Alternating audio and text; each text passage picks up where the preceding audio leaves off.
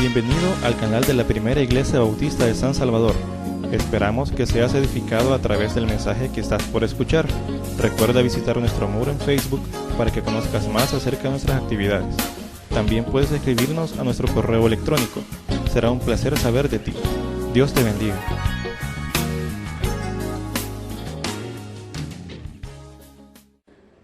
Hemos llegado como los que se suben en un barco en un puerto y van navegando con pocos instrumentos de navegación. Un pequeño compás, probablemente una brújula o tal vez un mapa de navegación. O quizás como los discípulos siguiendo a Jesús sin el mapa. Y la única manera de tener el mapa y la guía fue caminar con Él. Y en el proceso de caminar con Él no fueron dibujando un mapa, sino dibujando un poema de vida. Las vidas llenas de la gracia, de la alegría y la bendición de nuestro Señor.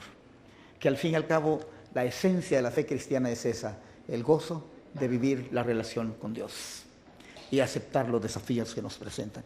Voy a cantar, no solo como introducción a mi discurso del último, porque estaba pensando y me recosté un rato a descansar y me puse a pensar, ¿cómo introduzco yo una especie de axioma que ha marcado el horizonte especialmente de las iglesias protestantes clásicas, como los reformados, como los presbiterianos y los luteranos? Una iglesia reformada, siempre reformándose.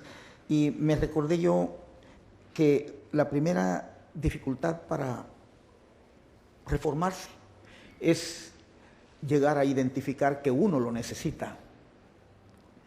Y luego, tener la energía para encarar el desafío de iniciar un proceso transformador, porque resulta que toda transformación o reforma no es racional primero, sino emocional primero. Porque el primer componente que entra en conflicto cuando se busca reformarse es el temor a perder algo de la identidad de uno o perder algo que uno cree que es un valor que no debe negociarse jamás.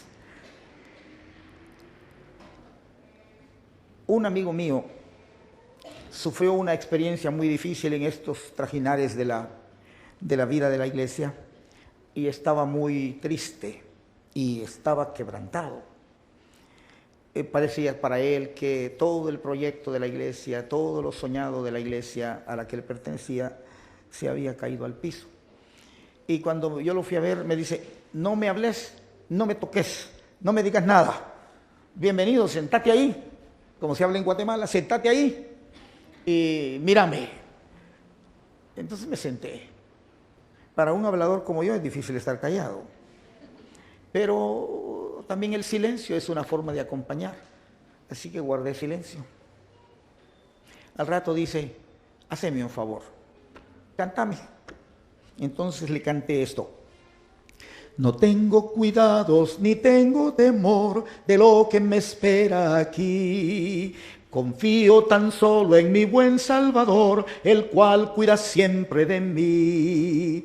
Vivo por fe en mi Salvador, no temeré, es fiel mi Señor. En Duralí nunca me dejará, yo vivo por fe, Él me sostendrá. Vendrán tempestades, lo sé yo muy bien, la fuerza del sol faltará. Amigos, dejármelo pueden también, mas Dios siempre cuida de mí. Vivo por fe en mi Salvador, no temeré, es fiel mi Señor. En Duralí nunca me dejará, yo vivo por fe, Él me sostendrá. El Dios que aún viste al lirio aquí, sustenta también al gorrión. Jamás puede desampararme a mí, su hijo soy por adopción. Vivo por fe en mi Salvador, no temeré, es fiel mi Señor. En Duralí nunca me dejará. Yo vivo por fe, Él me sostendrá.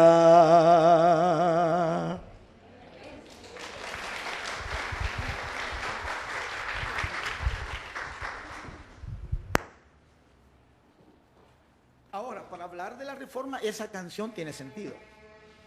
Porque todo proyecto divino o todo proyecto que incluye lo espiritual no funciona si no depende de una sana espiritualidad.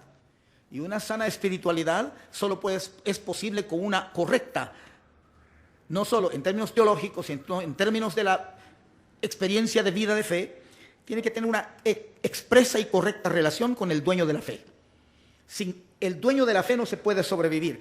Por eso me encanta a mí que Martín Lutero, que era un poquito ácido a veces y un poquito violento muchas veces, él dijo una vez cuando los campesinos protestaban y dijo, cuando le preguntaron qué se hacía con ellos, él le dijo al príncipe de Sajonia: mátenlos como a perros, que acaben con ellos.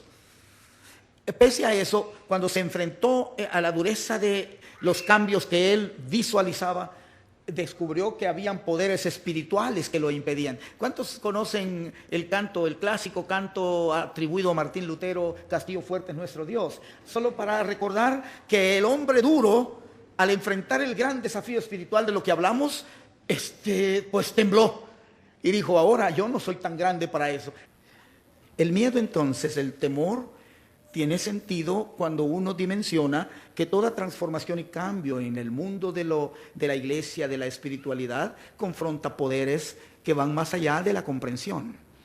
La racionalidad y la educación que recibimos en la escuela, que es una educación lineal, que viene de las doctrinas cartesianas de la modernidad, nos enseñaron a pensar linealmente. Linealmente es del punto A a la B. Nos movemos del problema que está en el punto A a la solución en el punto B. Y si no se soluciona, seguimos intentándolo usando la misma idea lineal. En la vida cristiana, como en la tradición bíblica, no existe tal cosa de vida lineal o de asuntos lineales. Es más bien entender las dimensiones orgánicas complejas de la existencia. Es más bien algo así como polaridades. Las polaridades no se resuelven, se manejan, se trabajan en un infinito permanente. Eso es la idea de reformados reformándose. ¿Qué quiere decir? Que hay ahí una polaridad que no podemos resolver, porque la tendencia es que después de cierto tiempo nos quedamos con lo que aprendimos y no nos movemos en otra dirección. Es una polaridad, y toda polaridad crea negativo y positivo. Y si una polaridad no nos gusta en la izquierda, escogemos la polaridad de la derecha y decimos: esta es la solución, sin percibir que en el momento que cambiamos de opción, la polaridad de la derecha se queda con lo negativo de la izquierda, y si nos movemos en diferente dirección, la polaridad de la izquierda se queda con lo negativo de la derecha. Eso quiere decir que no todo lo cambiamos completo. Si hacemos un recorrido histórico, que no lo vamos a hacer, además no podemos hacerlo, del proceso reformador previo y posterior a la reforma, descubrimos de pronto que caímos en un vicio típico de los seres humanos. Dejamos de crecer orgánicamente porque, para demostrar que nos interesa lo que hemos hecho, lo estructuramos, le hacemos estructura. Y hay un dicho de las ciencias sociales que dice que cuando dos personas se reúnen por la misma razón, ya crearon una estructura. Y al crear una estructura, hay dos formas de estructuras según también esas ciencias. Una es piramidal y la otra es orgánica. La piramidal tiende a ser como, por ejemplo, en el sistema religioso episcopal, el papado, el papa, y luego todas las directrices bajan en forma piramidal hasta la base. Orgánicamente hablando, las estructuras orgánicas son también, perdonen por las palabras técnicas innecesarias tal vez, pero no se me ocurre otra, son las estructuras orgánicas, se llaman estructuras, las estructuras externas que creamos se llaman exoskeletons, son esqueletos externos, como el de la tortuga. Y al crear una estructura de ese modo, el techo de la organización o lo que sea es mínimo, limitado, y no permite el desarrollo equilibrado de un proyecto. Las estructuras orgánicas son más bien el resultado de componentes interactuantes en las que todos los miembros participan en el desarrollo de la vida de esa estructura. Eso es la estructura, por ejemplo, de los mamíferos y particularmente de los seres humanos, que es una estructura interna. El cuerpo crece con ella y ella crece con el cuerpo. Entonces la Iglesia cometió el error de crear siempre estructuras exógenas, estructuras hacia afuera, y al crearlas eso le impidió desarrollos mejores.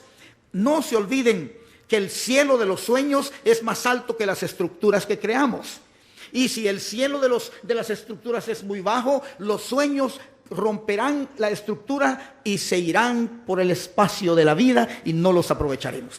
Poesía aparte, poesía aparte. Tenemos aquí un texto que nos ofrece varias dificultades, pero a la vez nos ofrece varias hermosas posibilidades. Primero, la sugerencia del texto de que nosotros somos herederos de un proyecto, no dueños de un proyecto. Y aquí pone dos ejemplos de esa idea. La primera en el versículo 1, que lo comienza extrañamente en ese tono, puesto que los versículos siguientes no parecieran tener cohesión con el texto del versículo 1. Pero dice, por tanto, nosotros también, teniendo en derredor nuestro tan grande nube de testigos. Y entonces sugiere, teniendo testigos alrededor, despojémonos de todo peso y del pecado que nos asedia, y corramos con paciencia la carrera que tenemos por delante. Hay aquí dos elementos extraños, pero positivamente llamativos. El primero es, ¿a qué se refiere con tanto testigo en derredor? Ya todos sabemos que testigo es aquel que cuenta algo que ha visto. Por lo tanto, en el capítulo 13 que leímos en el primer discurso, nos dice que todos esos testigos son personas de fe. Y señala una lista larga. Y aquí no leímos tampoco cuando habla de la fe de Abraham, cuando nos refiere a la fe de la mujer de Abraham, nos refiere a la fe de Jacob, la fe de tantos personajes de la historia bíblica, que en su fe nos sirven a nosotros de testigos. No son testigos porque nos ven, sino porque a la distancia histórica nos hablan. Yo no sé desde cuándo empezaron a leer ustedes la Biblia, pero si alguna cosa a mí me fascinó desde niño fueron las historias de esa gente.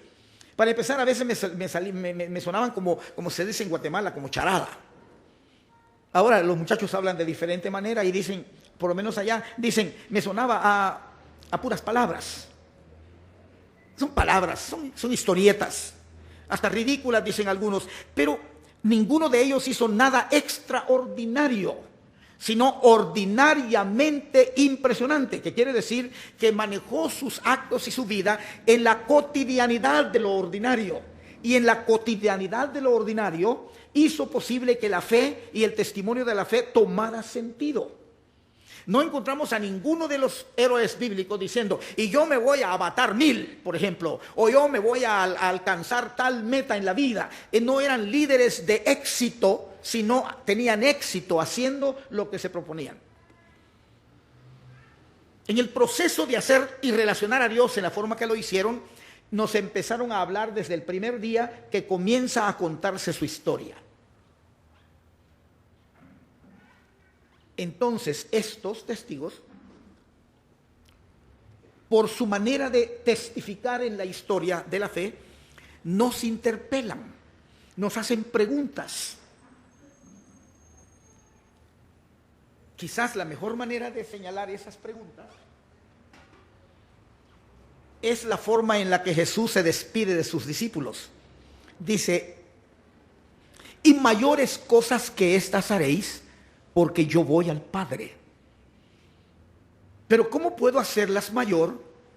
¿Cómo podemos hacer algo superior si no somos confrontados con la verdad de los que hicieron mucho, pero esperaban que nosotros hiciéramos más? O que se puede hacer más. Es un desafío que pasa por el versículo siguiente, o el mismo versículo que dice, para poder lograr entender este desafío, despojémonos de ciertas limitaciones. Me encanta la palabra despojar, que aquí del griego la palabra despojar no significa como en español quitarse una ropa de encima, sino que significa vaciarse. Despojarse en el lenguaje bíblico es vacíate. Algo así como agarra tu vasito, dale vuelta, sacúdelo bien, sácale todo. Ahora que está vacío, las manos vacías, ¿recuerdan? Entonces ahora vas a tener menos impedimentos para visualizar lo que quiero decir. Entonces dice, despojémonos de todo peso, vaciémonos de todo peso. Y usa un verbo. En el griego la palabra paciencia es un verbo. Despojémonos de todo peso y entonces del pecado. Pecado en la Biblia no siempre es que se tomó un trago, que fumó, que hizo una picardía. Eso está mal, es pecado también. Pero pecado en sentido estricto era no andar con Dios, perder la perspectiva de caminar con Dios. Eso es el pecado. ¿Se acuerdan lo que dijo Jesús una vez? Y ya pecaron y están condenados porque no creyeron en el Hijo de Dios. El pecado es porque no andas con quien debes andar, que es Dios. Toda tu vida es una amartía, toda tu vida es una falla. Así que despójate de todo. Al despojarse de todo, entonces vas a aprender a lidiar, a batallar con el problema del pecado de una manera más positiva. Porque el pecado es visto en este texto o señalado en este texto no como algo que debemos apropiarnos y mantenerlo, sino como un oponente que nos asedia. De ahí la idea de tentación. Nos asedia, nos quiere hacer sucumbir, nos quiere hacer caer.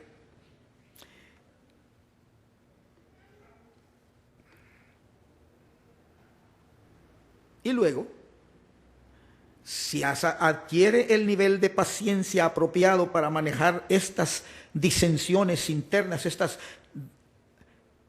disonancias de la vida, entonces vas a poder correr la carrera. Es decir, la caminata con Dios, la senda de andar con Dios, y lo vas a lograr viendo hacia adelante. Entonces comienza a referirse el texto, pasado de ahí, a los dilemas para mantenerse en ese nivel. Y nos da el ejemplo de Esaú, nos habla de las ambivalencias del ser humano ante las cosas que tiene que hacer, y que a veces teniendo lo mejor y lo perfecto a la mano, opta por lo más imperfecto, o lo menos correcto, o quizás la desgracia. Esaú es un buen ejemplo de eso. Esaú no tenía que pedir la primogenitura, le correspondía. Ni siquiera tenía que pelearla, ni desearla, era suya. Era de él. Obviamente el texto analiza esta situación histórica de la narrativa del Antiguo Testamento en el contexto jesuciano. Jesús siempre, casi todas las parábolas de Jesús y casi todas sus enseñanzas eran para decirle a los israelitas, a los que lo oponían: ustedes se creen los dueños de la casa, pero Dios ama al hijo pródigo. No está hablando de individuos, sino de la relación dinámica entre pueblo y fe. Ustedes creen que ustedes son los dueños de la casa, los dueños de la herencia, y dice, pues no, a Dios le ha placido que si el hijo pródigo, el hijo vagabundo, el otro se fue, también a él se le da una oportunidad. Como ustedes no la han aprovechado, pues bendito sea Dios que la aprovecha, de quien Dios tiene misericordia. En ese sentido, siguiendo ese imaginario jesuciano, este escritor apunta al hecho de que nos hace falta entender que para conseguir ciertas cosas hay que adquirir un tipo de carácter y de definición del significado de andar con él que no es común a cualquier común religioso. Que hay una columna vertebral que indica que debe desarrollarse un carácter sólido, fuerte, definido, que entiende y valora la relación correcta con Dios. Fíjense que yo no estoy hablando de recibir beneficios de Dios, estoy hablando de relacionarse con Dios, andar con Él. Los beneficios son secundarios. Y yo lo entendí muy bien cuando quise casarme. Yo no le prometí nada a doña Rosita, nada. Porque dije, yo me voy a meter en problemas porque no le puedo dar nada. Así que nunca le dije, yo te voy a dar, ni siquiera le dije, te voy a dar amor, así que el amorcito apapachoso y todo eso. No dije nada, dije yo, cuidadito. Solo le dije, si usted quiere caminar conmigo, yo me quiero casar con usted, está bien.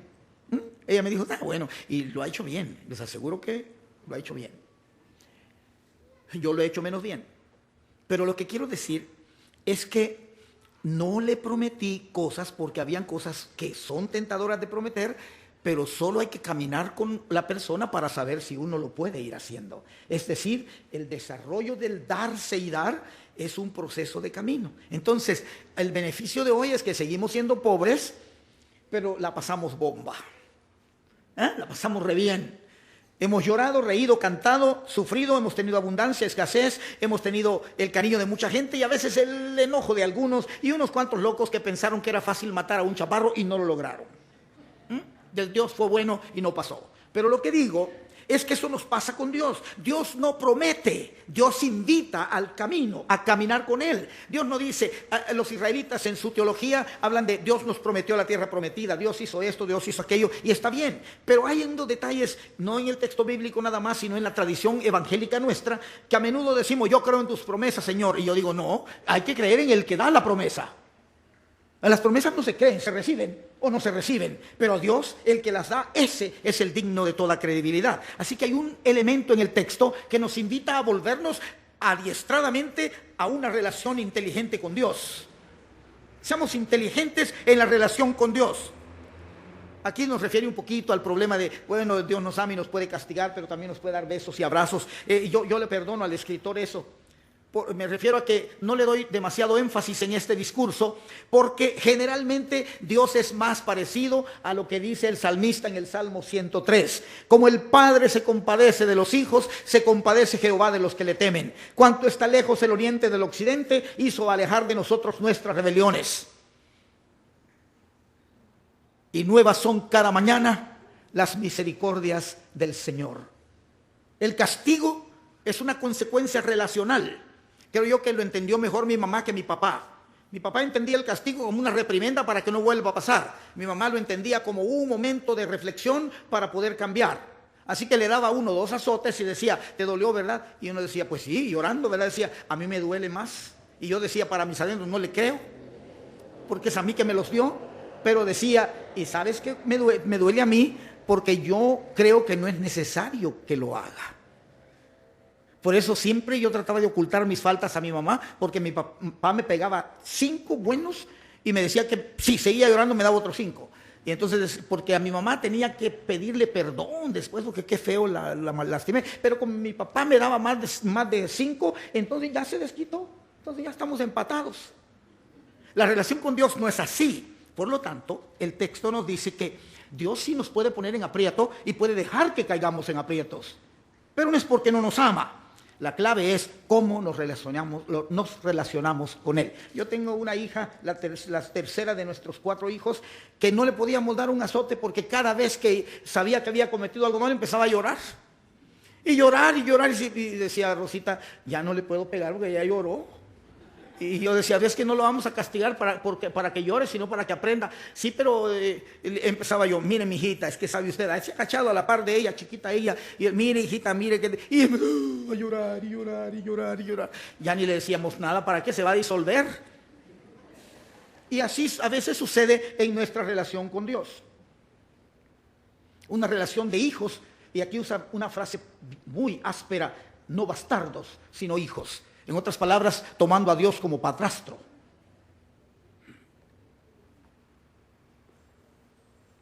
Ahora, nos coloca ante un símbolo. El símbolo del monte, lugar de revelación, encuentro y choque de 2 mundos. El mundo de la relación con Dios y el mundo del rechazo de Dios.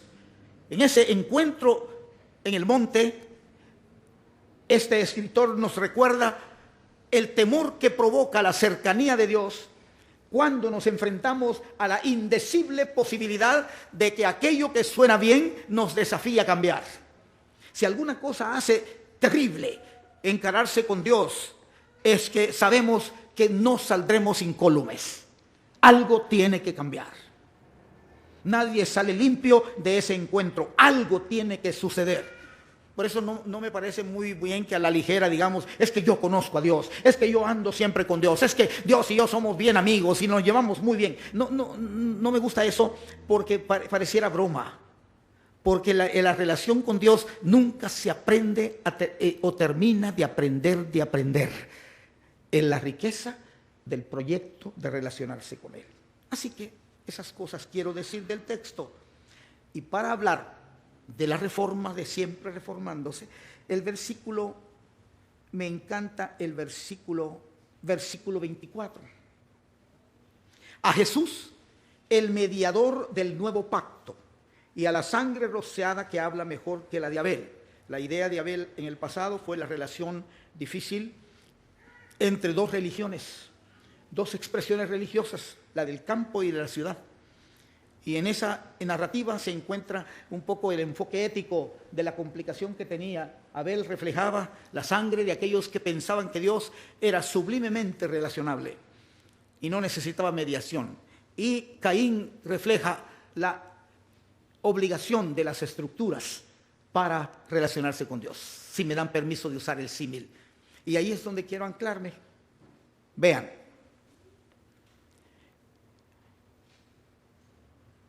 un reformado, un teólogo reformado, dice: cuando las iglesias cristianas quieren reformarse, lo que hacen es cambiar estructuras. Se sientan y planifican cómo pueden hacerlo. Hay ciertas metodologías que me las conozco más o menos bien, de cómo sentarse a hacer un estudio, analizar todo para llegar a la conclusión de cuál tipo de estructura vamos a tener.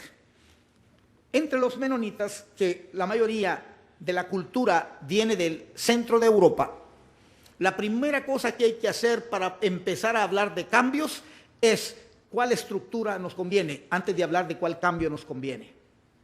Y entonces se harán un montón de cosas y terminamos estructurando cosas bonitas. En poco tiempo tenemos una confesión de fe. En poco tiempo tenemos todos los componentes burocráticos que se requieren. Pero en el fondo la iglesia sigue siendo lo mismo. La reforma de la que hablamos aquí no es de reformas estructurales, sino primero de una reforma que entienda el trasfondo fundamentalmente espiritual del sentido de cuerpo de Cristo, que es la iglesia del Señor. Comenzar por ahí. Por ejemplo, ¿qué es este cuerpo de hombres y mujeres, niños y niñas, sentados oyendo hablar a una persona como yo? ¿Quiénes son estos? ¿Y para qué están aquí? ¿Para ser sujetos de un discurso o porque son sujetos de un proyecto divino? Y si son sujetos de un proyecto divino, ¿cómo pueden expresar ese proyecto divino si no es comenzando primero con revalorar la herencia espiritual de los santos y de todas las tradiciones? Yo dije en primera o segunda conferencia de esta semana que una de las tareas de la iglesia es transferir.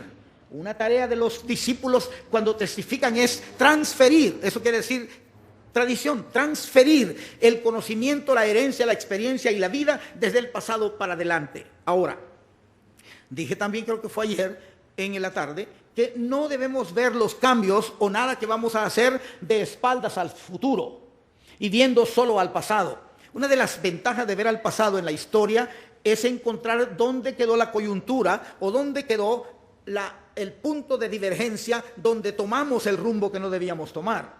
Regresar ahí es válido, pero quedarse atado al pasado nada más y querer cambiar cosas desde el pasado se llama revisionismo, y el revisionismo no siempre es transformación. Entonces, aquí se menciona al pueblo que recuerden cómo se pararon alrededor del monte y temblaban de miedo y susto por todo lo que estaba pasando. Y él dice, no se queden trabados allá. No se queden atados a un fenómeno impresionante pero que ya no tiene sentido para hoy. Sería anacrónico estar orando hoy allá en el Cerro de San Jacinto porque ahí el Señor se puede manifestar y no aquí. Anacrónico porque estaríamos diciendo es que este es nuestro monte Sinaí. No necesita la iglesia monte Sinaí. Lo que necesita la iglesia es al dueño del monte. Y Jesús dijo a la mujer samaritana, yo te aseguro, le dijo que viene el momento que ni para los judíos en el templo, ni para ustedes en el monte aquí en Samaria, sino adentro del corazón de una comunidad espiritual que entiende la trascendencia de la relación con Dios. Creo yo, hermanos, que leyendo la historia de la Reforma, varios de los problemas que todavía tenemos es que la Reforma no resolvió algunos dilemas que hubieran permitido una más fácil, permanente acción reformadora. Una es que permitimos que se mantuvieran las jerarquizaciones relacionales. Se mantienen jerarquías para las relaciones. En el caso de los bautistas, muy parecido a lo de los menonitas, es que para todo armamos comités. ¿Se han fijado? Queremos evangelizar, comité de evangelización. Queremos maltratar a alguien, comité de maltrato. Queremos correr a un pícaro, comité de expulsión. Queremos ganarnos a los inconversos, comité de atrapamiento psicológico, emocional. Andamos buscando, yo los nombres me los invento, y eso no existe nombres, no son tan malos los hermanos para ponerle nombres tan feos, no, pero le ponemos nombres bonitos, nombres sugestivos como trampa para feligrés incauto, ¿verdad?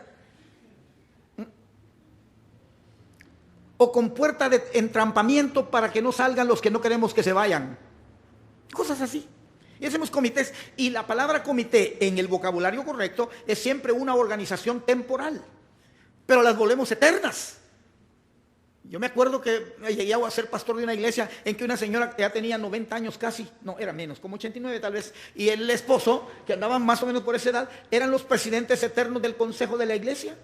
Y cuando yo llego y digo, miren, hay ciertas reglas que debiéramos revisar. No lo dije por ello, yo lo decía por otras cosas. Y yo mencioné ciertas cosas y rápido él reaccionó y dijo, a mí el primer pastor que estuvo aquí me puso en esta posición y esto no me lo quita nadie. Y yo dije, gracias a Dios que me lo dijo antes de conocerlo bien, ¿verdad? Porque así yo no lo iba a tocar ahí, porque a mí tampoco me importa quitarle nada. Pero yo decía, ¿cómo es posible que tengamos por años las mismas estructuras y las mismas organizaciones? Veamos que no funcionan, para bendita sea la cosa, y las sigamos teniendo y hasta les hagamos honor y altar. Fui a una iglesia donde había un montón de fotografías del comité de no sé dónde, 1800 y no sé cuánto. Comité de no sé cuánto, por poquito llegaba a decir, este fue el comité que le ayudó a Martín Lutero a escribir las 95 tesis. Y las cosas iguales para siempre. Endiosar estructuras es idolatría. Endiosar la historia también es idolatría. Porque, se los digo como algo divertido. Él es el autor de Quino, el autor de Mafalda. En una tira pone a Miguelito contento contándole a Mafalda que está aprendiendo historia y que la maestra le pregunta, pregunta a Miguelito, ¿y qué piensa de tal cosa? Y yo le decía la respuesta y la maestra me felicitó. Pero ahora resulta que ella ya sabía las respuestas, he averiguado que ella lo sabía. Y yo dije, pobrecita la maestra, no sabe las respuestas y yo las sé, así que cuando me pregunte se las estaba dando. Y resulta que me hizo sentirme estúpido porque ella ya las sabía y para qué las preguntaba. Dice, ¿qué te ofende? Es que eran cosas del pasado, dice Miguelito. Y dice Mafalda, bueno, ¿y cómo quieres que te enseñen la historia? Para adelante, Mafalda, para adelante. ¿Entendieron la ironía? La historia que no se aprende para adelante no nos ayuda para transformar. Y ese es un dilema religioso que se volvió piedra en las estructuras religiosas y en el camino de la iglesia. ¿Saben ustedes cuántos años tardó el Concilio Vaticano II para salir con una serie de resoluciones? Se pasó media vida. Se murió el último papa que lo promovió. Antes que mirara los historiadores y los sociólogos de la religión, todo el fruto del trabajo de ese tiempo costó montones. ¿Cuántos comités necesita la iglesia menonita para resolver el problema de una luz mal conectada? Todos los que sean posibles y prestarle unos cuantos a los bautistas. Estructuras. A mismo Martín Lutero se le olvidó que en la lucha de su momento no estaba pensando cuál es la mejor estructura, sino, ay Señor, el único castillo para que me salve eres tú. El único que nos da esperanza en esta noche oscura eres tú. El enemigo de nuestras vidas nos está acosando, de modo que no hay nada como ese poder ominoso que nos abruma. Necesitamos la luz y la presencia de Jesús. Ven el sesgo espiritual ahí. Después se le olvidó. Y entonces cuando el príncipe de Sajonia le dice, te apoyamos, vamos a ayudarte a crear la iglesia nacional, la iglesia germánica. Ya está, se resolvió el problema. Ya no sigue la canción. Porque ahora lo que hay que hacer es prácticamente humano, o esencialmente humano. Vamos a organizarnos de este modo, vamos a hacer esto, esta va a ser los dogmas, estas van a ser las doctrinas, esto va a ser todo. Todo dogma, no sé si lo dije aquí, ojalá que no, porque si no ya me estoy repitiendo y eso es un problema de edad. Todo dogma impuesto es fraude teológico. Es una ofensa a la sabiduría del Espíritu Santo. Porque el Espíritu Santo nos guía a toda verdad y toda justicia, y eso es un proceso permanente. Bueno, ¿qué podemos decir? Yo no me acuerdo, yo no he leído últimamente, pastor, y lo lamento, quise investigar un poco sobre desde qué perspectiva el teólogo que usted menciona dijo esas palabras. Y no tuve tiempo para examinar eso. Y pido disculpas a ustedes, pero los animo a leer, búsquenlo y lean en qué contexto él dijo eso, porque pienso yo que el contexto realmente trágico de esa afirmación es el contexto de una iglesia que cree que ya llegó. Y cuando una iglesia cree que ya llegó, le pasa como a los hebreos. Llegan a la tierra prometida y creen que ahí estaba el secreto de la promesa. No entendieron la gran revelación, la mística revelación de un mundo nuevo en el que la tierra prometida solo era un primer paso para volverse testigo del bien. Quiero señalar 4 cosas para pensar en una permanente reforma en la vida de nuestra iglesia. En los últimos años, quizá por viejo, me han estado invitando a predicar a iglesias que tienen más de 100 años. Y cuando digo cosas como la que estoy diciendo, no exactamente esto, pero cuando hablo cosas dicen, cómo lo desafía, pero vuelvo al siguientes 3 años al siguiente aniversario y dice, cómo lo desafía, y no se mueven. No se mueven. No digo que lo que yo digo debe hacerlos moverse, digo, si el Espíritu Santo está en la iglesia y los toca, pues hombre, temblemos. Y no me refiero al temblor en sentido carismático, sino en el sentido de respeto honorable por el Dios presente en el cuerpo suyo, que es la iglesia. Y entonces decirle a Dios, Señor, si estás aquí, tú eres el Dios de la vida y el Dios bueno que nos conduce a alguna parte. Lidéranos, te seguimos. Eso ya lo dije como predicador. Me retracto. No me desdigo, solo me retracto de que ya no lo voy a decir en ese estilo. Lo voy a decir más bonito, así más. Entonces, vamos a las 4 cosas. Primera, examinemos desde las Sagradas Escrituras y desde la tradición de la iglesia, desde los días apostólicos hasta hoy, cuál es la naturaleza y propósito de la iglesia. Por favor, primera cosa esencial. Segunda, ¿cuál es la razón por la que está la iglesia bautista en San Salvador y en este lugar? No sé si los pastores, los líderes anteriores a los actuales respetables líderes de la congregación se sentaron a pensar aquí o en la Sacamil. No estaba la Sacamil entonces todavía, o quizás en Vía Delgado. ¿Hay una Vía Delgado? Así es, ya ni me acuerdo. ¿Cómo se llama? Ciudad Delgado. Mi respeto, santo Dios, estoy matando la dignidad de los pueblos. Entonces, Ciudad Delgado o Soyapango. ¿Por qué en el corazón de lo que se llama en inglés Inner City? En el mero corazón del centro de la ciudad. ¿Por qué aquí no en otro lado? ¿Por qué no aquí en el cerro allá esperando los retumbos del volcán? Entonces, como eso ya es un hecho, ahora hay que preguntarse, Dios, ¿cuál es la razón por la que estamos ubicados en el corazón de la ciudad? Para ayudarlos. La ciudad de Detroit empezó a morirse de verdad. La pobreza empezó a invadir el centro de la ciudad. Conozco yo Detroit de antes y conozco el Detroit de ahora. Y al entrar uno a la ciudad se daba como un poquito de miedo, como en esas películas de Viernes 13, todo solitario y todo feo y toda la gente vagabundeando y un montón de edificios cerrados y nada funcionando, los parques un poco sucios y feos. Y dije, ¿qué está pasando aquí? ¿Y saben ustedes quiénes fueron los primeros que salieron huyendo del centro de la ciudad? ¿Adivinaron? Las iglesias. Las iglesias fueron las primeras que salieron huyendo.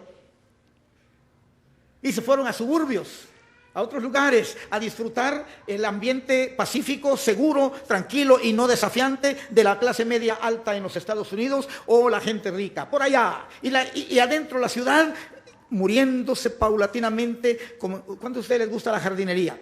Agarren un poco de residuos como basura y cosas reciclables, tírenlas en un poco de tierra, déjenla reposar, dejen que le caiga agua, póngale poquitos de cal y de pronto un día va a descubrir que eso se vuelve humus, ¿verdad? Y eso se vuelve abono, fertilizante. Bueno, pero también puede ser que a veces, debido a que no se queda en el lugar apropiado, se deteriora de una manera distinta y entonces se convierte en pura basura nada más. Y va quedando un resabio de absoluta soledad de higiene. Ausencia de cosas bonitas, se ve feo, choca, lastima. Y entre más sofisticado se crea uno, y entre más así piqui se crea uno, más le molestan las cosas que se salen de tono. La iglesia ha llegado a creer eso. Estaba oyendo yo a una señora hablarme de una mujer que llegó a la iglesia de ellos, y la iglesia de Dios de clase media, todo camina como relojito. Ahí nada malo sucede porque hasta los malos son buenos. Y entra esa mujer que además de mala era peor. Y le comisionaron a ella ayudarla a ir a su casa, a ver, andar con ella, algo así como hacerle una mentoría cristiana. Y me dice, estoy cansada. Esa mujer no tiene remedio. Es sucia, descuidada, irresponsable. Y me señaló todos sus defectos. Pues estábamos en un diálogo acerca de ciertas cosas de una organización de las iglesias y ella estaba contando ese caso y me dice, yo no sé, es que yo por eso creo que la iglesia Dios la forma como Él quiere. Así los que no funcionan no están adentro, gracias a Dios que Dios es sabio. Y yo me dije para mis adentros, ¿o no será que Dios está afuera y la iglesia se quedó sola? Bueno, la cosa es que le hago yo una pregunta lo menos malintencionada posible, porque hay que respetar las opiniones de la gente. Y le digo, ¿y qué? ¿No cree usted que quizás a quien Dios le quiera enseñar una lección no es a la señora, sino a usted? ¿Pero por qué a mí? Yo lo hago todo correctamente. Digo, tal vez por eso, porque es tan tóxica su perfección que Dios se siente ofendido por el orgullo suyo. ¿No le gusta a Dios que usted sea tan orgullosa en creer que usted es la pureza máxima? Nietzsche, ese nihilista filósofo, decía, yo no creo en la inmaculada perfectibilidad, como no creo en la inmaculada percepción. Así que le digo, ¿por qué no hace un cambio? No se lo dije porque yo soy muy inteligente, sino que un pastor amigo mío, un campesino, llegaba una mujer a quejarse de su marido todos los días a la iglesia. ¿Y quién es que mi marido aquí, mi marido? Y le habló tanto mal del marido que el hermano ya tenía ganas de aborrecer al hombre. Y entonces le dijo, ¿qué hago? Dijo, mire hermana, ore 3 meses por su marido. Ore 3 meses, nada más. Y después viene y me cuenta. Oró 3 meses y le dice el pastor, ¿y cómo le fue? Ah, hermano, orar es lindo, hermano, pero mi marido está peor. Ah, dijo, entonces, le dice, entonces, ¿ahora qué hago? Digo, cámbielo, ahora ore por usted 3 meses y a ver qué pasa. Y viene y me cuenta. A los 3 meses llega y dice, mire hermano, viera qué milagro. Mi marido es una belleza de hombre. Nunca me imaginé que yo tenía un tesoro en la casa. Es más, no está viniendo aquí a la iglesia porque le da vergüenza, porque dice que yo hablé mucho mal de él, pero está yendo a otra iglesia y le está yendo bien. Y le dice el hermano, bueno, me alegro. ¿Y ahora qué hago, hermano? Le dijo, ahora siga orando por usted todo lo que pueda porque lo va a volver ángel. ¿Entendieron la lección? Ella necesitaba cambiar. Y al cambiar le cambiaron los ojos y vio a su marido como ángel. Doña Rosita, empiece a orar por usted, hermana, y va a ver qué lindo que soy yo. Así es el asunto de la ciudad de Detroit. Todos le vieron mal a la ciudad y se fueron. Todos se fueron. Incluida una iglesia inmensa de muchos miembros en la ciudad. Un día regresaron unos hermanos a la ciudad, al centro de la ciudad, para ver unas propiedades que tenían y ver qué podían hacer, y pasaron enfrente del templo de ellos cerrado y un poco abandonado y con gente ahí tirada durmiendo en la calle. y fueron a lo que iban a hacer, y se acercó un señor y le dijo, ¿y ustedes venían a esta iglesia? Sí, dice, sí. Dice, mire, qué lástima que se fueron. Y dice la hermana, ¿por qué? Dice, ¿qué pasa? Es que el hecho de que estuviera aquí nos daba esperanza. Pero se fueron, y ahora ¿de dónde sacamos esperanza? ¿Qué hacemos? Y dice, ¿y no piensan volver? No, dice, ya tenemos templo por allá y todo. Bueno, dice, quizás es lo que Dios quería.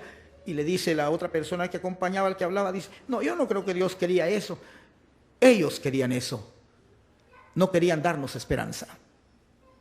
Para no ser larga la historia, estos fueron a contar y 10 familias que se habían ido volvieron a comprar casas en el lugar, reabrieron el templo y comenzaron a trabajar allí. Toda la iglesia que se fue se regresó y la comunidad ha vuelto a tener vida ahí, con esa gente sin esperanza. ¿Qué tal? ¿Por qué Dios ha puesto a la primera iglesia bautista de San Salvador en el centro de la ciudad, rodeada de un montón de desafíos? Nunca pensemos que los seres humanos son lo malo.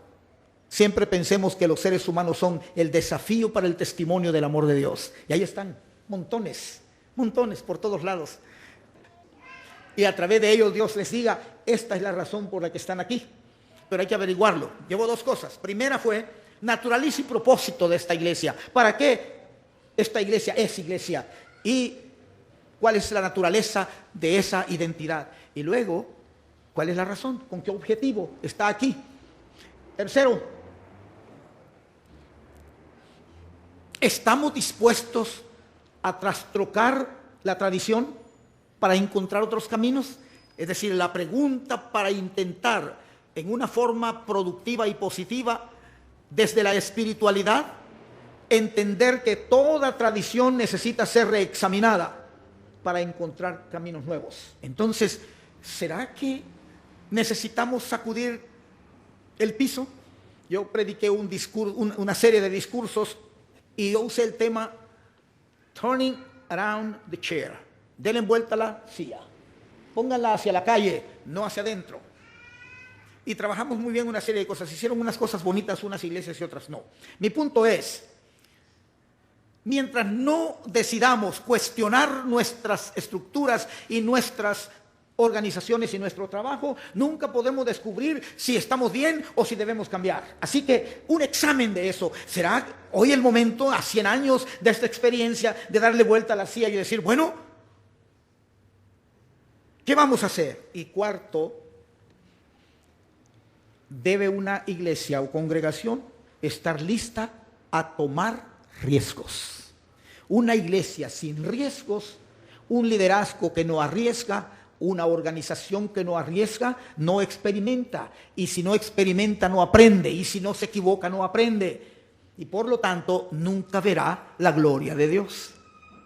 Porque Dios camina por senderos no transitados. Esa no es frase bonita mía, es una frase que se usa en inglés para decir que hay sendas de Dios que solo Dios ha caminado hasta que el ser humano se atreve a seguirlo por ahí. Hay que tomar riesgos, intentarlo. ¿Está bien? No digo está bien, lo van a hacer, digo está bien, lo dije bien. Eso es lo que quiero decir. Que no lo hagan o lo hagan, yo no sé, pero ahí va. ¿Cómo tomar riesgos? 2 sugerencias para tomar riesgos. Dejemos de oír nuestras voces y propongámonos oír la voz de Dios. Y para eso hay disciplinas espirituales, hay maneras de hacerlo. Cada domingo los que quieran madrugar y venir más temprano, vamos a decir 4 de la mañana, digo yo, no sé, estoy exagerando tal vez, tiene permiso de venir como las 4:40, está bien. Pero me refiero a que los que quieran venir un poco más temprano, siéntense por allá, en algunos cuartos, tienen muchos aquí, y tomen tiempo para celebrar la vida, para aprender que Dios está en el acto de vivir. Y mientras celebran la vida, vayan preguntándole a Dios, ¿qué cosas debemos cambiar para que la vida que celebramos individualmente se vuelva vida celebrante con la comunidad de fe o con la comunidad abierta. Es decir, empezar a sentarse, a preguntarse, a hablarse, a decirse. Ahora hay lo facilísimo de la internet con las mal llamadas redes sociales. No son tales, son redes de conexión. Esos son lo que son. Redes sociales son estas. Estas son las redes sociales. La comidita del mediodía, qué rico. Y si hubiera comida hoy, genial. Porque así hay más conexión y más conexión.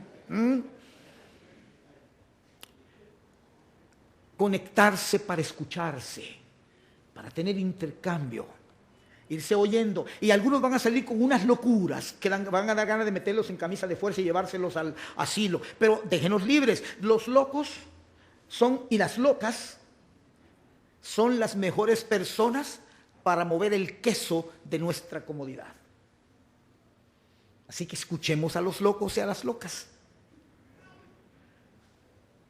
Las juntas directivas, siéntense no para sesionar negocios, sino para escuchar.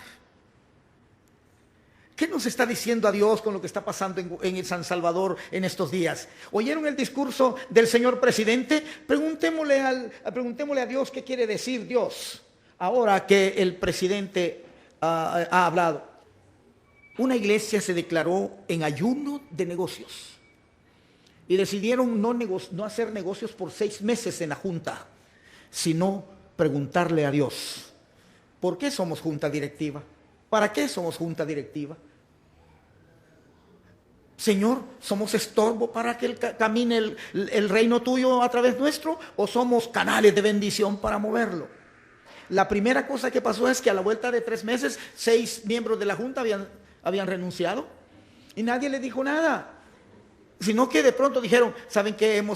Creemos que conviene que otros vengan. Y yo cuando me contaron dije, no fue eso de que conviene. Dios, el Espíritu Santo los apretó un poquito, nada más tantito, porque si los aprieta mucho no renuncian, sino que se mueren. Así que se fueron del trabajo y fueron dando espacios. Conozco una iglesia bautista en que un diácono, el presidente de los diáconos de esa iglesia tiene 20 años de ser presidente de los diáconos. Ya no es líder, sino piedra. Así ya se hizo monumento en el centro de las reuniones. Entonces que las juntas, los comités, los grupos de trabajo se sienten, ayunen de sesión. No vamos, decidamos, votemos, a ver quién va, a ver quién. No, sino, Señor, ¿qué nos quiere decir? ¿Qué nos dices? Háblanos, por favor. Ten misericordia de nosotros. Somos sordos si no nos hablas. ¿Ah? Somos ciegos si no te dejas ver.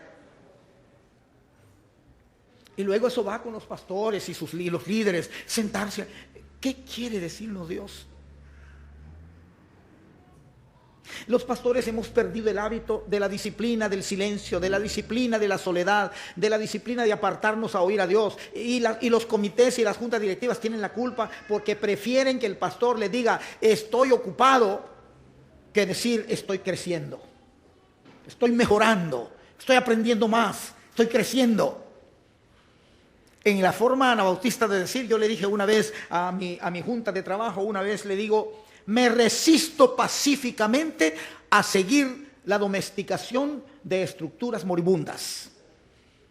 Y están en libertad de correrme mañana. No le dije ese mismo momento porque quería terminar de decirle los que les iba a decir. Y dije, si les digo que me corran hoy, ya no me dejan hablar. No me corrieron, pero sí me bajaron el salario. Entonces, hermanos, para poder encontrar una reforma en la estructura de una iglesia, no es primero qué capaces somos de lograrlo, sino si entendemos el vocabulario de Dios en nuestras relaciones. Así que ahí va. También los programas hay que repensarlos. Los programas se vuelven ídolos. Pero hermanos, he dicho ya, solo quiero recalcarlo. La iglesia la reforma tuvo una etapa exuberante. Incluso el movimiento radical del que hemos hablado estos días surgió con gran éxito porque había un fermento o había una ebullición, es que se me vienen unas palabras así más refinadas, había una especie de borboteo de agua naciendo que era imposible detener el río de transformaciones.